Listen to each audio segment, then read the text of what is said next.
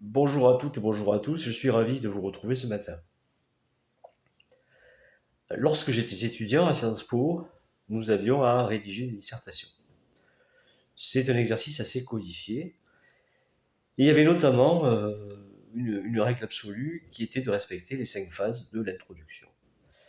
Une de ces phases consistait à définir les termes du sujet. Et c'est très important de les définir quand vous avez des sujets qui comportent les mots, par exemple, peuple, gouvernement, démocratie, nation, État, pouvoir. Il faut vraiment les définir précisément pour, dans votre développement de dissertation, être sûr de vouloir dire ce que vous voulez dire et que votre correcteur, en l'occurrence, suive votre raisonnement. Ça m'amène à développer l'idée suivante, c'est que il est très important de bien choisir ses mots. Le français est une langue magnifique dans laquelle il n'y a quasiment pas de synonyme parfait.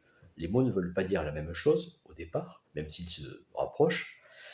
Et surtout, les mots sont perçus de manière différente. Je prends quelques exemples.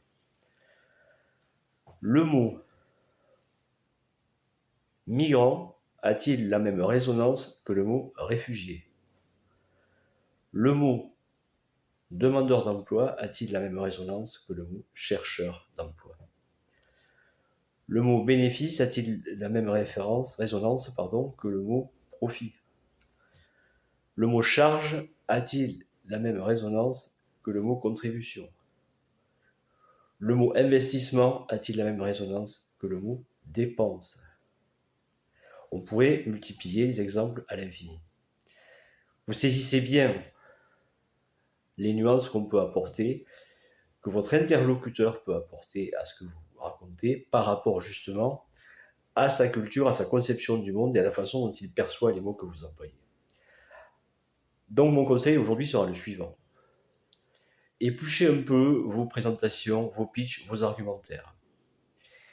Repérez ces mots qui peuvent être perçus différemment et réfléchissez bien pour savoir si c'est vraiment la notion que vous voulez faire passer. Vous allez en tirer deux avantages. D'abord, vous allez centrer votre discours et vous aligner encore plus, donc gagner en crédibilité.